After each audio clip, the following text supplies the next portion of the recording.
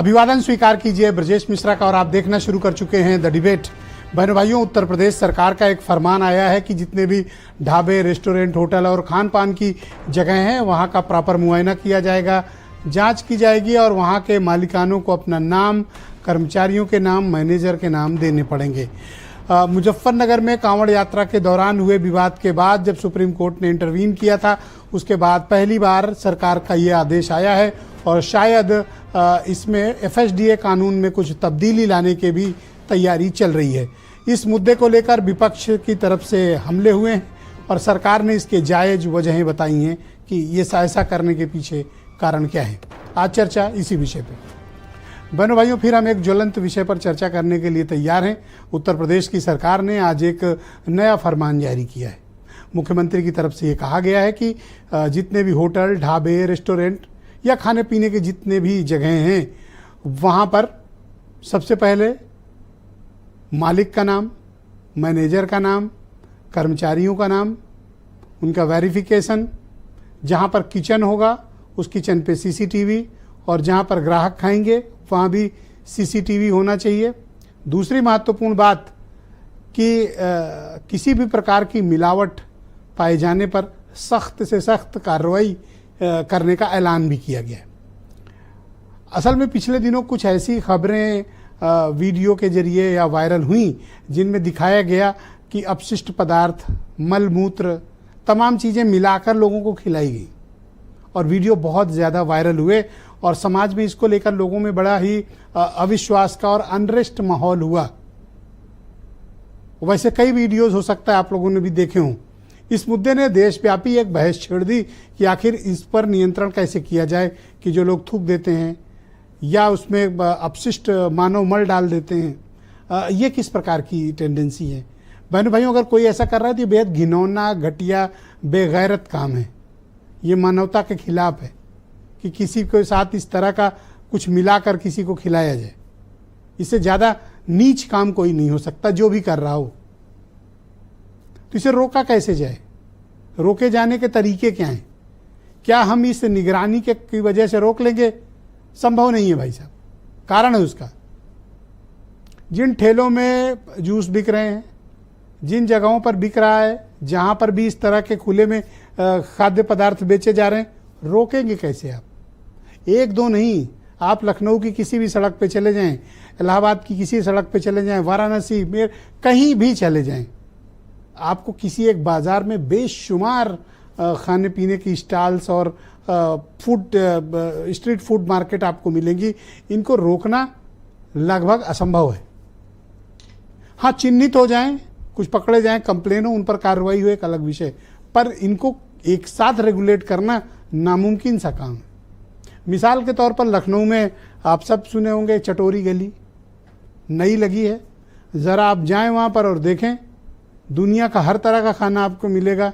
शायद इटली में आपको ऐसा खाना न मिले या थाईलैंड में वैसा थाई फूड ना मिले जो आपको चटोरी गली में मिलता है। मैं कोई उनका प्रचार नहीं कर रहा हूँ, मैं तो गया भी नहीं वहाँ तक, लेकिन नावेद चिको आज मुझे बता रहे थे कि वो काफ़ी जाते हैं और वहाँ पर खाते पीते हैं, तो अपने अनुभवों में मुझसे साझा कर रहे थे। आज डिबेट में भी हैं वो। अब आप उन्हें कैसे रोकिएगा? वो 4 घंटे का धंधा होता है और असंख्य दुकानें लगती हैं, भयंकर भीड़ होती है और हर शहर में आपको इस तरह की स्ट्रीट फूड मार्केट मिलेगी। आप कैसे रोकोगे? पार्कों किनारे लगे ठेलों में या जो बेकरियों में ब्रेड्स और बाकी चीज़ें हैं उनको रेगुलेट कैसे करोगे? इसका एक प्रॉपर सबसे बात करके जो भी स्टेक होल्डर्स हैं, तब इसके बारे में एक नियम बनाने की आवश्यकता है। जब हम इसमें व्यापारियों को सम्मिलित करें, स्टेक होल्डर्स को ले आएँ, ग्राहकों को ले आएँ, एक अवेयरनेस कैंपेन चले, हम बताएं कि ये जो आप कर रहे हैं ये बहुत गंदा काम कर रहे हैं, ये बहुत ही नीच हरकत है।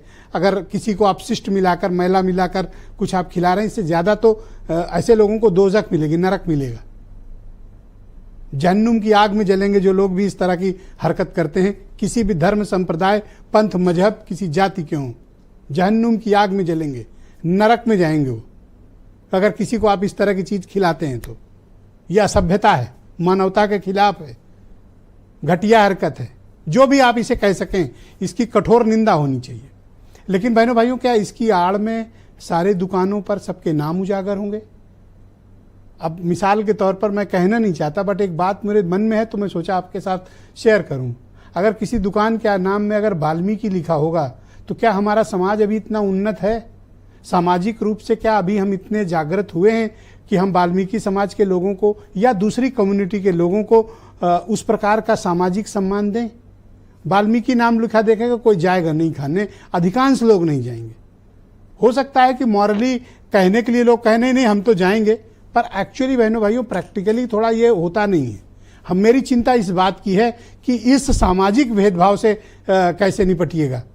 आप जब जाएंगे चटोरी गली तो मुझे आज नावेद बता रहे थे कि वहाँ बहुत से लोग हैं जो शेड्यूल कास्ट कम्युनिटी के हैं या समाज के निचले पायदान से हैं, जो किसी तरह गांव से आए या अपना छोटा मोटा काम धाम कर रहे हैं। अगर वो आइडेंटिफाई किए गए तो उन आइडेंटिफिकेशन से कहीं उनका रोजगार तो प्रभावित नहीं होता। हमें इसकी भी चिंता करनी चाहिए और उसकी भी चिंता करनी चाहिए जो अपशिष्ट मिलाया जा रहा है। तो इसका सबके साथ मिलकर बैठकर एक तरीका खोजा जाना चाहिए, तब इस पर कुछ कड़े नियम सख्त लागू किए जाने चाहिए। बहनों भाइयों, मिलावट किसी भी समाज के लिए कलंक है। फूड एडल्ट्रेशन हमारे देश में भरा पड़ा हुआ है। आप कुछ भी खाने जाएं सब में मिलावट। भगवान के प्रसाद में कुछ घटिया लोगों ने मिलावट कर ली, इससे ज्यादा घटिया नीच हरकत क्या होगी? उनको तो जहन्नुम के आगे भी कुछ है तो वो मिलना चाहिए, वो भी हमें सोचना चाहिए उसके बारे में। तो हमको एक देश के तौर पर, एक समाज के तौर पर, अपने एक जो बाजार का माहौल है उसको देखकर और खुद एक व्यक्ति, एक सरकार, एक समाज के रूप में इसके बारे में चिंतन, अध्ययन, मनन करना चाहिए, तब इस पर कोई निर्णय लेने की आवश्यकता है। आज चर्चा हम इस विषय की करने वाले हैं। आप कुछ स्टेटमेंट सुन लें, फिर आज की डिबेट को हम आगे बढ़ाएंगे। खाद्य पदार्थ में, मंदिर के प्रसाद में किसी तरह की मिलावट करने का किसी को सरकार छूट नहीं देगी। सारी दुकानों की जांच होगी, सीसीटीवी कैमरे लगेंगे, हाथों में ग्लव्स होंगे। सीसीटीवी कैमरों में कम से कम ऐसी जो बातें तभी सामने आ रही हैं, और किसी भी व्यक्ति को अपनी पहचान छिपाने से क्या फायदा है? खान पान की चीज़ों की तो उसकी लगातार आप जांच कराइए। अब जो रेहड़ी ठेला खुमचे वाले उनको परेशान करना, मैं समझता हूँ कि ये पूरी तरीके से केवल लोगों को प्रताड़ित करना, परेशान करना उसका काम होगा। नाम लिखवाने से कुछ नहीं होने वाला। दलित, पिछड़े वर्ग के लोग और अल्पसंख्यक, इनकी बिक्री कम हो जाए, दुकानें बंद हो जाएं, इसलिए प्रदेश के मुख्यमंत्री ने ये कदम उठाने का काम किया है। उत्तर प्रदेश के मुख्यमंत्री जनता के मुख्य मुद्दों से जनता का ध्यान बांटना चाहते हैं। तो बहनों भाइयों, सामाजिक परिवेश में आज की डिबेट बहुत ही महत्वपूर्ण है।